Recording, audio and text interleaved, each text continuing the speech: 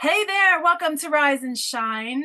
My name is Alissa Bakar, your host, the consultress, here bringing you inspiring conversations from the forefront of life and business in this age of disruption, where nothing is normal, everything is new, and isn't that cool? We get to renew our own sense of purpose to go forward in this world. So I want to introduce to you today a dear friend of mine, Mr. Aaron Montgomery. Welcome to Hello, Rise and hello. Shine. Oh, thank you so much for having me here. I rise and shine, man. You just and I'm already pumped up. So it's time to shine. Let's do Here this. we go. That's Yeah, right on. You know how I love masterminds, and we met once upon a time in a mastermind, right. and our energy just clicked. Most 100%. of this show is people who I love having conversations with, and I want to share that with the world. So, Aaron, tell us a little bit about, who you are and what you're up to in this world. Yeah, absolutely. So, my name is Aaron Montgomery. I have a company called Our Success Group, and basically, I'm a small business consultant. But I feel like my job is to inspire people to fall deeper in love with their business. I get to work with startup businesses a lot, kind of in a range of people, but mainly startup businesses. I've actually been in the t-shirt and product decorating industry since 2000. So that's kind of my niche, my area that folks that I get to work with. But I've found that we can work with all sorts of small businesses. But yeah, so that's kind of like the quick bio. But I'm if you're looking for who I really am, right? I Yes, think that's a please. uh, yeah. I love the big picture. I love kind of taking that 30,000 foot view. Kind of, I always feel like I can kind of go up there and see the path through. Not always for myself, but definitely for other folks, right? When just give them a different perspective. I always talk about the fact that we need to kind of cultivate an uncommon mindset, ways that we can think differently than maybe society has taught us or what we feel like is right. Sometimes we have to kind of break that mold a little bit and just think about things differently, right? Like the one of my favorites is the common moniker is well, I'll believe it once I see it, right? And we know that the opposite of that is true. We have to believe it before we will see it. So Uh-huh. those types of things. I like to ask lots of why questions. So when I do stop talking, there's why questions coming out of my mouth, and and then I guess just different perspectives.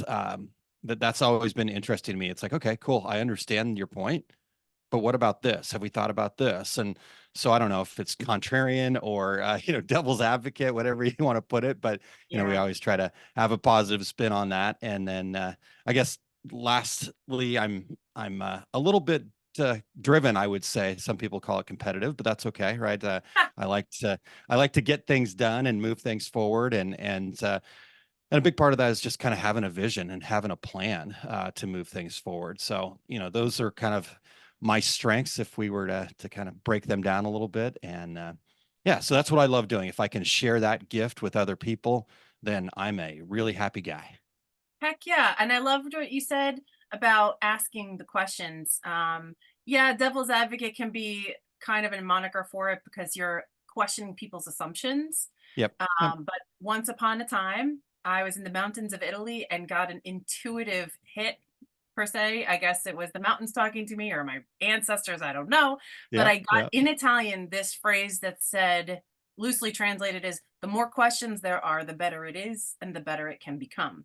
And it was so Wow. cool that I heard the thought come to me in Italian. I'm like, yes. Yeah. But that really is kind of the basis of all growth is leaning into the unknown, leaning Yeah. into the questions of what can be and what is possible, because our brains are kind of wired to hunker down and find what's wrong all the time to fix. But Yeah. we have to actively engage that muscle of thinking bigger and Yeah. wondering what's possible to be able to believe what's possible so that we can therefore see it. Like that car analogy, once you decide a car that you want, then you start seeing it all over. Yep. This is the Yep. principle of how to make a vision become reality, is you have to Exactly. exercise that muscle first of asking, what might be different than what I think that it is. Yeah. And Yeah. I love that kind of Socratic method around bringing people through a series of questions, Sure. rather so than, a lot of times, people think, when they hire somebody who's a consultant, they're just going to have the answers. I Yeah, say, yeah. I call BS on that. We have Yep. a lot of questions because they can unearth things that, in collaboration aren't there when you're in your solo mind. Exactly, exactly. Yeah, I always talk about the fact that if somebody comes in and they just have all the answers, they have this magic bullet solution that you do this, you're going to be successful, and everybody's unique. And so the like you said, the people that are asking the questions, coming in and really trying to understand who you are, those are the people that are going to be able to support you. And I guess the other thing is I've always kind of had pushback from folks sometimes when we get into like, let's ask these deeper questions about ourselves, and the pushback tends to be around the fact that if they are, asking questions, they're not achieving their goals, or they're not perfect, or whatever. And it's like, well, you're perfectly perfect just the way that you are, but don't we want to expand? Don't we want to continue to grow? And so let's celebrate the wins for sure.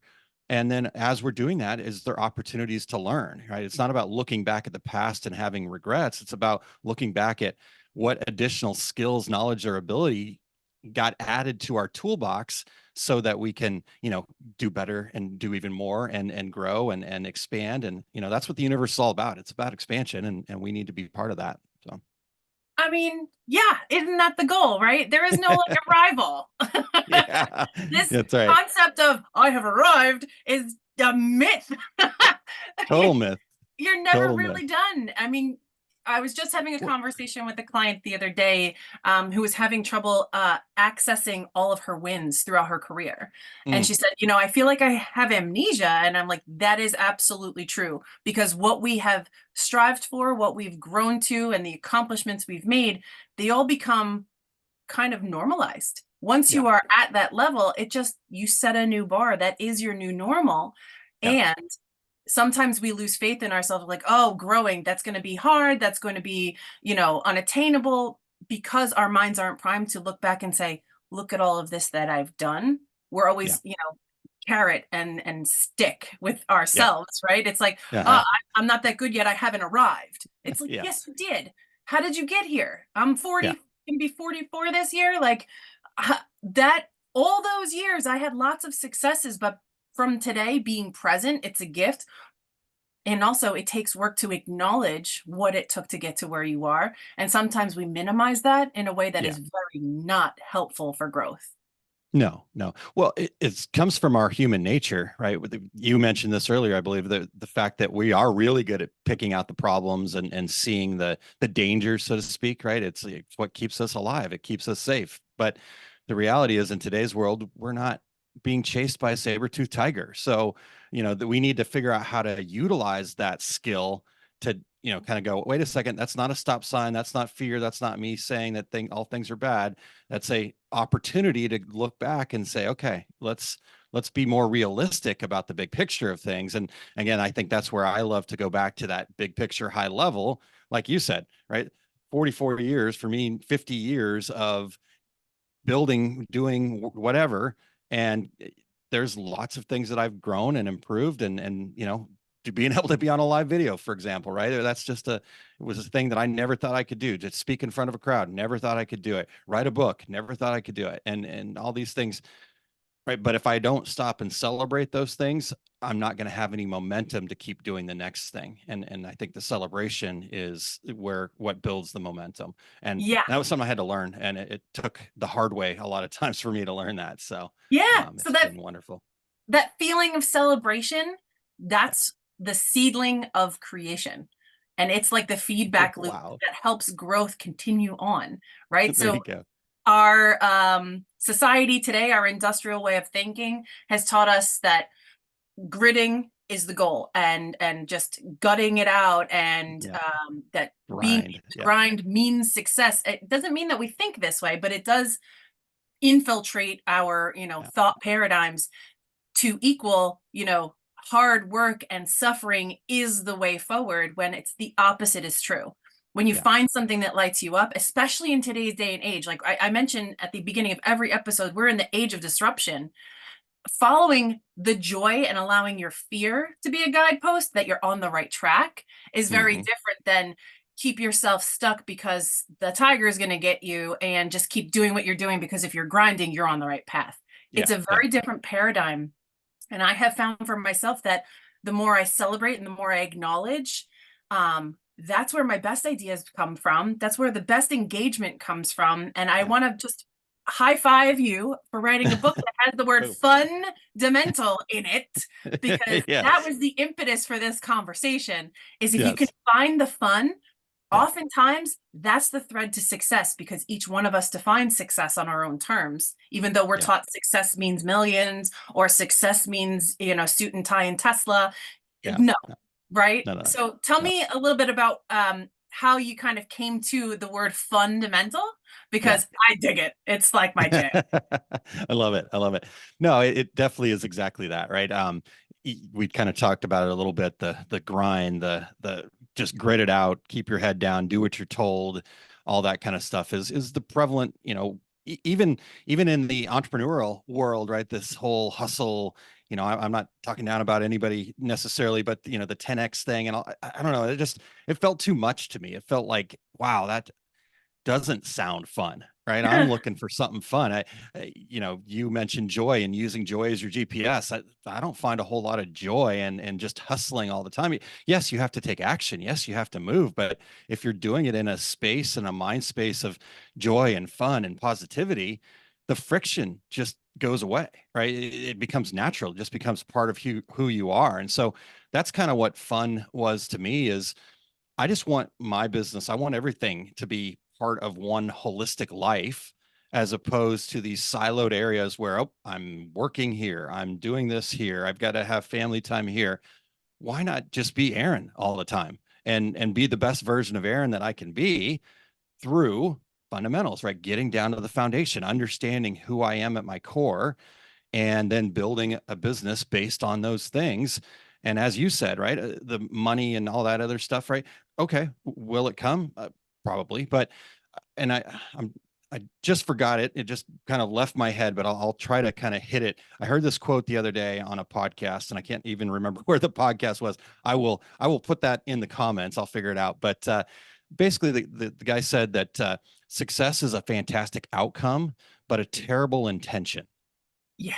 And I just that floored me, and that kind of tied exactly into what my idea is with the fun in fundamentals is if you're fulfilled, if you think back on any of the major successes you've ever had in your life, there is this massive element of fun, enjoyment, joy, all of those wonderful positive feelings that come out of that.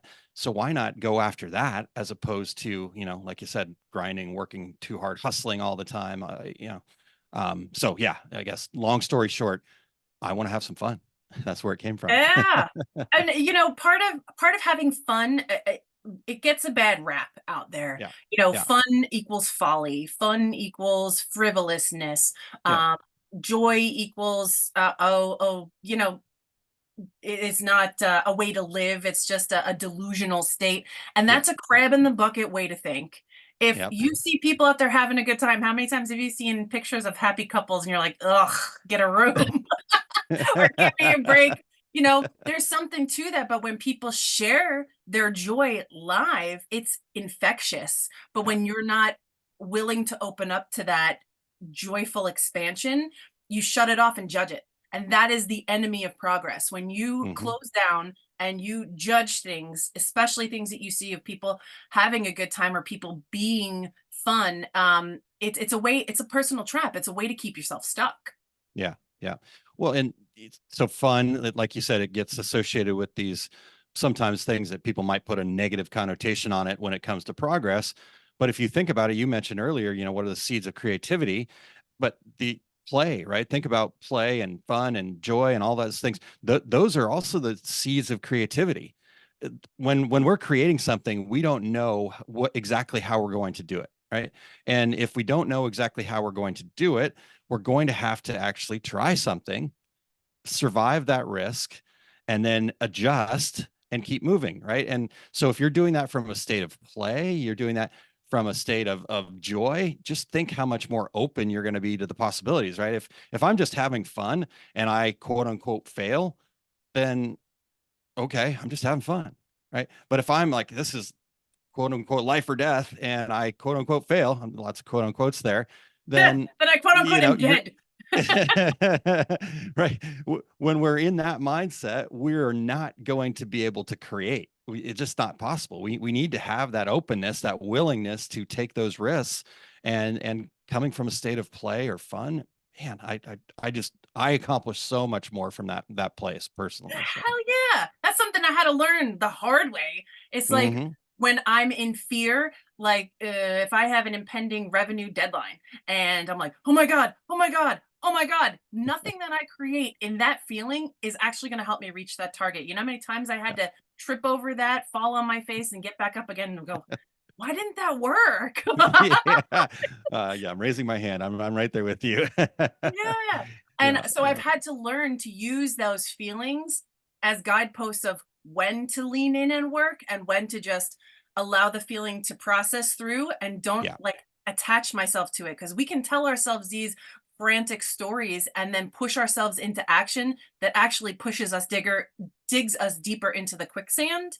yeah, Versus what I've learned now is when I have that feeling, I need to pause. I cannot take action from that place, no matter how important it seems to be, no matter right. how pressing or how fearful I am in that moment of not attaining whatever. That's lack mentality Yeah. screaming very loud at hmm me.